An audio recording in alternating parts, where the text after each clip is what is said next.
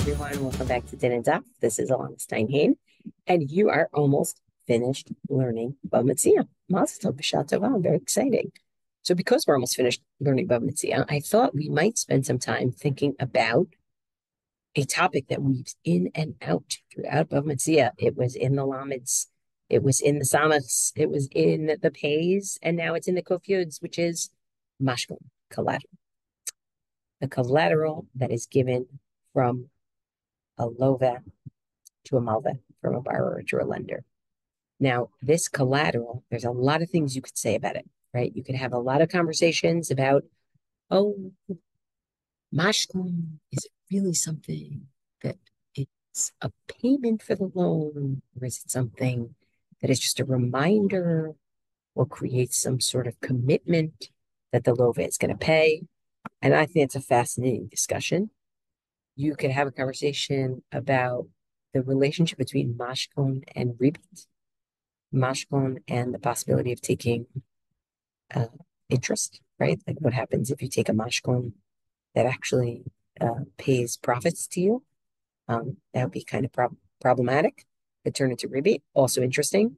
But because you're finishing up Bava Metzia, and because Mashkon show up so many places in Bava Metzia, I thought it might be nice to take one angle of what Mashkon reflects about halakha in general, about loans in general, and that is that the Chumash and Chazal, to a great extent, see halakot as stuck, see lending loans as stuck. The description of halakha in the Torah is very stuck oriented.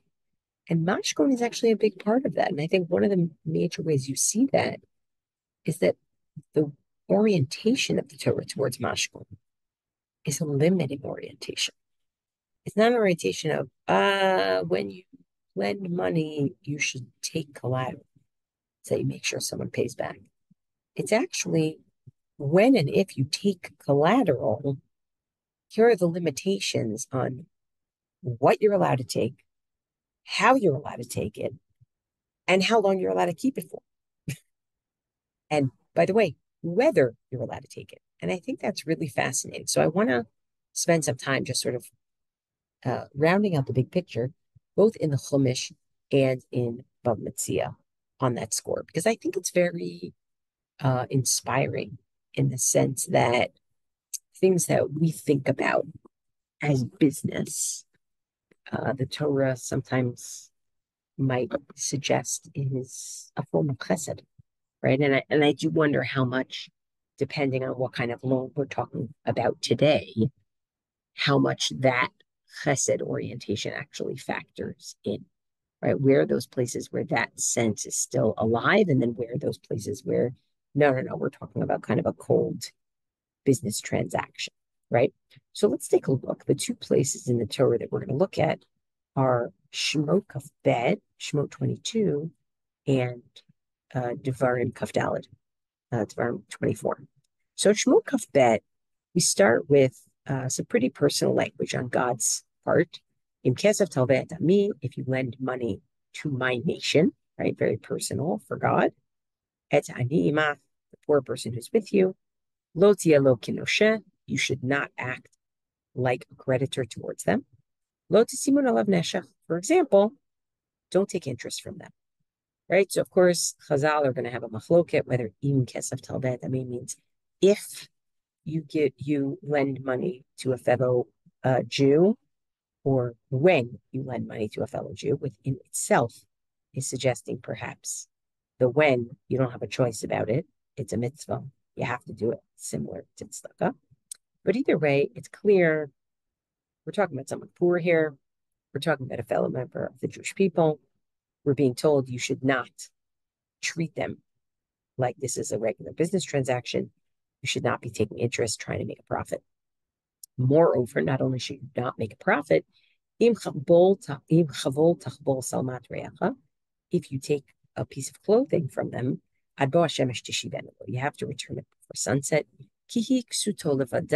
because that's their only clothes. Kisim latola oro, it's what covers their skin. Bameshka, what are they going to sleep in? Bayaki dake lion, when they call out to me, God says, Vishamati ki chanunni, I'm going to heed their cry because I am compassionate, right? This whole thing sort of is dripping with compassion and care and quite frankly, a kind of non-business approach. It's also interesting that the ani, the poor person, is kind of at the center of it. Okay. When you get to Dvarim Kaf Daled, we seem to have a little bit more of an expansive perspective. We may not only be talking about the ani, um, and we do see other kinds of limitations. Okay. So, for example, Dvarim Kaf Daled Vav, Lo Yachvo Rechaim Barechem, you should not be taking grinding materials as collateral, because that's really taking somebody's life, right? You're taking the stuff that they need in order to make their ochel nefesh, in order to make the food that they're going to live on. I would imagine also if they're a farmer, also what they use to make a living. And the point is here, it doesn't say that anybody's poor, but it does nonetheless exact a limitation on what kind of mashkon you can take. A few psukim later in Pasuk Yud, it continues with what seems to be a general lender. It doesn't, a general borrower, excuse me. It doesn't seem to say anything about a poor person. Ki tashev re'acha mashat me'uma. If you are loaning any money to someone else, lo tavo el beito, lavot avoto. You should not be going into their house to take the collateral, right? Here, by the way, it's interesting, as distinct from Shemot 22, where it says, Lo tiat lo kinoshe, you should not be like a creditor if you're giving a loan to an ani.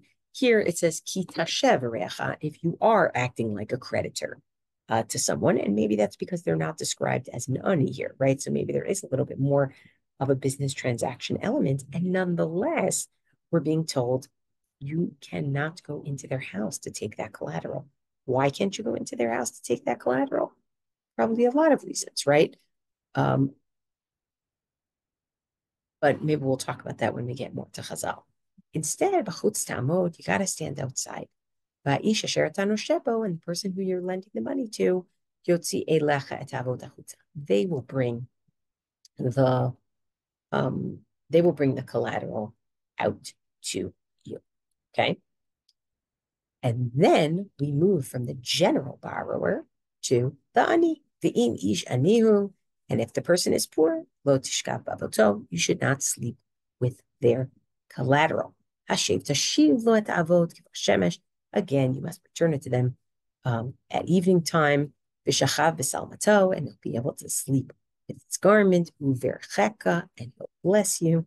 Ulachati et tzedakah, and it considered righteousness for you before God, right? You get this sense of, right? So maybe, if I want to soften it a little bit, when it comes to, like, if I want to soften the thesis a little bit, when it comes to an ani, alone is tzedakah.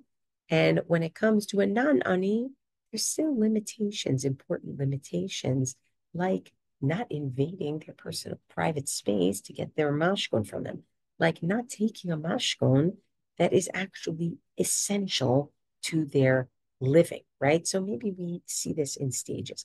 But then a few psukim later, in Pasuk 17, Pasuk Yud Zayin, we add a new category, which is the almana, the widow. Lo tateh mishpat ger yatom v'lo tachvol beged almana. We should not be subverting the rights of the stranger or the orphan, and you should not be taking a widow's garment as collateral, right? So now it's not just, give it back at night. It's you don't take it at all. So we've seen sort of the most severe limitation. And you can imagine that you might think of an almanah in that time period, of a widow in that time period, as somebody who is like a permanent ani, right? It's not just an ani, somebody who's going through a cycle of poverty, a period of poverty, but this is a person who's defined as vulnerable within the economic system in an ongoing way, right? You could also imagine, as the Gemara is going to say, we don't really love the idea of you going to an almana's house every night to give her collateral back. Doesn't really look very good, right? But nonetheless, you see that this sense of concern for the vulnerable, the economically vulnerable in a kind of permanent way, whether, by the way, it's the ger and the yatom when it comes to just subverting justice generally, or the almanah when it comes to collateral. The next pasuk really sums it up, right? You have to remember that you were slaves in Egypt. You know what it means to be vulnerable, right? God took you out. Therefore, I am commanding you to do this thing, right? You have to be careful with the ani, the ger, the yatom, the almanah. I would even say, even with a regular borrower, you have to be a little bit careful. But what you see is really the thrust in the Chumash is limitation on the rights of the Malveh, whether it's a limitation of what you're allowed to take, don't take their livelihood, whether it's a limitation on who you're allowed to take from, don't take from an almanah, whether it's a limitation on how long you can keep it, no, you have to give it back every night, whether it's a limitation on standing outside a chutz tamod, you have to wait outside, right? So it's pretty actually remarkable, to be honest. It's pretty remarkable from an ethical standpoint, what we're looking at here. Now, when you get to Chazal, they add some layers that I think are very powerful. So one layer that I think is very powerful is the role of the Shaliach Beitin, the role of the emissary of Beitin. Now, you saw on Kuf Yud Gimel, Amud Aleph, you saw a Mishnah that said that Lo Yimashkenu Ela B'Beitin, right? You can't take a Mashkon without the involvement of Beitin. And the emissary of Beitin, the Shaliach Beitin, becomes very important, right? Becomes very, very important.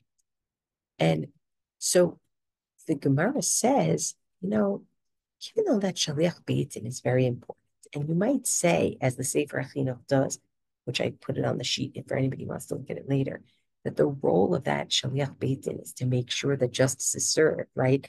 The little guy doesn't get messed over by the big guy. But even the Shaliach Beitin, the Gemara says, is not allowed to go into the house to collect the collateral, right? That it's like another level of maintaining the dignity of the lova and maybe even maintaining the choice of the lova to choose what mashkon they want to give, right? So the Gemara Bava Metzia tells on the bottom of Kuf Yud Gimel Amud Aleph up to Kuf Yud Gimel Amud Bet, saying Mimashma Shneimar B'chutz Tamod, when the pasuk says you have to wait outside, don't I know that it means that the person who you are lending to is going to bring the collateral outside? Ella matalmud lomar. So why does it say v'ha'ish? And the person will bring it out. L'rabot shaliach beitin. That's to add the role of the emissary of the court. But the Gemara says, wait, do you mean the shaliach beitin, my love? Doesn't it mean shaliach beitin kilova, meaning the shaliach beitin is just like the borrower in the sense that the shaliach beitin can also go into the house and get the collateral? The Gemara says, lo, no. Shaliach beitin kimalve. Now, the shaliach beitin acts in the place of the lender and is like the lender, may not go into the house either, right? And then the Gemara goes on and says a little bit more and then proves it from different psukim, also using some psukim from Shemot Kafbet. But it's really interesting to suggest that on the one hand, you see that it seems to be like, oh, you would think it's enough to have just a shaliach beitin who's the middle person. So let the shaliach beitin go in and collect. Nope.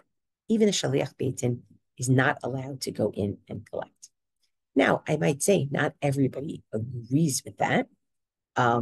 It's actually interesting. There's Yerushalmi that talks about the possibility of the shaliach beitin would go in and collect something that's better than what the lova would have wanted to give, but not as nice as what the malva would have wanted to take, right? So in that way, the shaliach beitin is playing a mediating role, and you have that Yerushalmi here as well on the source sheet. But regardless, that shaliach beitin, that putting an emissary of beitin in between those two people, and still limiting that shaliach beit din, I think is really significant. There's another aspect that the Gemara adds and discusses besides for the shaliach beit din that I think is also, significant to think about. And that is the ownership and thus the responsibility that the malveh has over the mashkon. Okay? The words ulachati tzedakah, it's going to be considered righteousness for you to return that mashkon every night. Chazal turn it into something else. And let's take a look. And I think it's quite powerful. One second. And this is if you can remember back to Bava Metzia Pei Bet Amud Aleph, right? So it goes like this. Sorry. Now we're in the midst of everything, but suffice to say the Gemara is talking about the question of who is responsible if the mashkon gets lost, right? So Gemara says, well, to Amar Rabbi Yitzchak says, Minayin leval chov shekone mashkon. How do we know that the lender acquires the mashkon? Meaning, if the mashkon gets lost, even if it's nobody's fault, it's the mashkon's financial responsibility. Shneimar, as it says, ulachati tzedakah, it will be righteousness for you, or the way the Gemara is reading it is, it'll be tzedakah for you. It is charity for you to return this salma or this simla, the beged, every night, the mashkon every night. In eno kone mashkon, if the malveh does not own, has not acquired the mashkon, tzedakah minale. Why would we call it tzedakah? Right? Again, it's reading it not as righteousness, but as charity. Mikan lebal chov shekone mashkon. This teaches us that the bal chov, that the lender, is the one who owns the mashkon. Now it's more complicated than that, and in the end, generally paskin, from what I was able to glean, that we consider the malveh a shomer sachar, right? Which means that if the thing is stolen or if it's lost, then the malveh is responsible. But if it's a case of onus, then the malveh is not responsible. But nonetheless, I think it's a powerful, I think this is a powerful discussion of what's the accountability, right? What's the accountability? There's a third aspect besides for the shaliach beit din, besides for the idea that the malveh is actually financially responsible to a great degree, if not fully, for the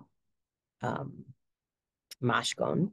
And that is the Gemara Bava Metzia Lamed Aleph Amud Bet, which talks about the fact that, whether you took the mashkon the right way, meaning using beit din, or you took the mashkon the wrong way, you still have to return the mashkon every night, right? You still have to give that back.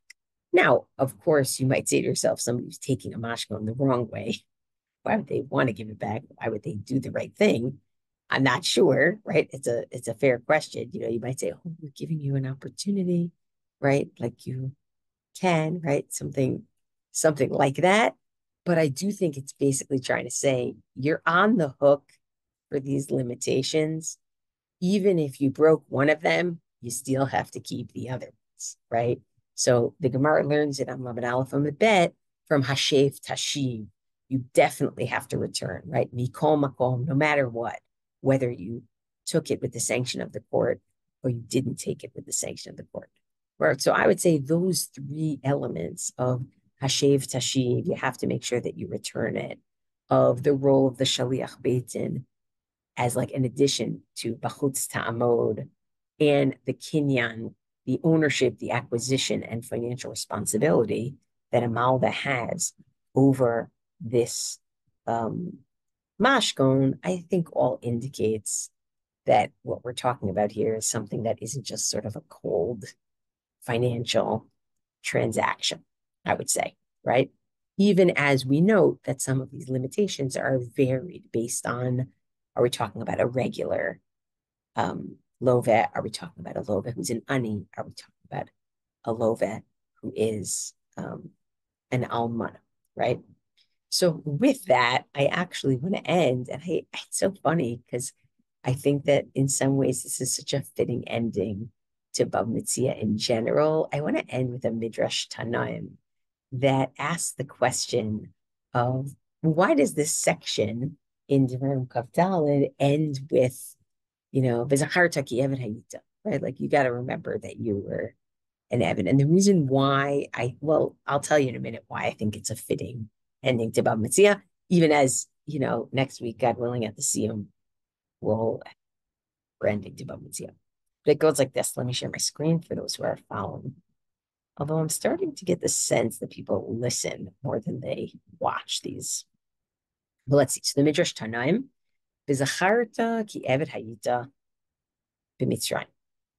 V'chima inyan eretz Mitzrayim. What does this have to do with eretz Mitzrayim? Shelo tomar, you shouldn't say, Hareini min mashkein beged almana b'seiter. You know what? I'm going to secretly take a mashkon. V'chimi modia begaloy. Who's going to say anything publicly? Nobody's going to say anything. So Amar Hamakom, so God says, Je'u ma'asiti b'mitzrim or b'mitzrayim. See what I did to Egypt or with the Egyptians. Shayu ma'asehen b'seiter, who did things secretly. Now, I don't know what secret things we're referring to, right? But some team begalui. And God says, I made them infamous for it. I publicized the bad things that they did, right? Meaning, Ma'inyan Shemitah Eitzel Har Sinai, Ma'inyan Mitzrayim Eitzel Beged Almana for a Mashkon. The same way you might find yourself tempted to do things that are ethically prohibited by the Torah in private because you can get away with them. You should just know people have tried that before. And God is going to make sure you're found out. And then to end on a positive, Bahalo Hadvarim Kal V'chomer. Maybe it's an a fortiori. If this is true, then how much more so is that true? Ma imidata puranut shehi meuta ha'oseh b'seiter hamakom mefarsamo begalui. Sorry. How? And it's a weird Kal V'chomer, right? And I'm reading it the way that I'm reading. I don't know if anybody would agree with me, but if the midah of punishment, which is only a little, someone who does things in private, God publicizes it in public. Kal v'chomer, how much more so would God publicize the midat hatov, which is so vast? Now, I don't know if it's saying there is not a lot of bad and God doesn't want to publicize it, even if it's there, but God does. How much more so would God want to publicize the good? Not totally clear to me what this, midat hapuranut being mi'uta a little, but midat hatov that is miruba a lot.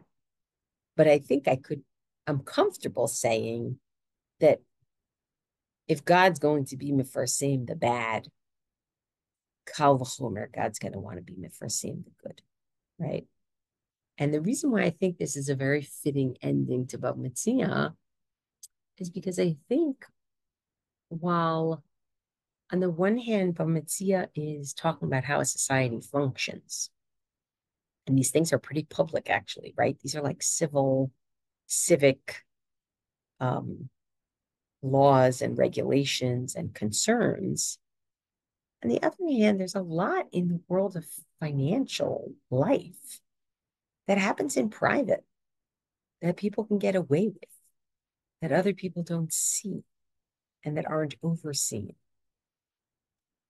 And I just take it as a given that Chazal are dedicating their discussions in Bava Metzia to aspirationalism, right? Because they don't have a means of enforcement in the same kind of way. But the idea is that people should want both Bigalui in public and Baseter in private to be doing the right thing and not just to be asking themselves how they can profit. Mazel tov on your upcoming shiur. See you soon.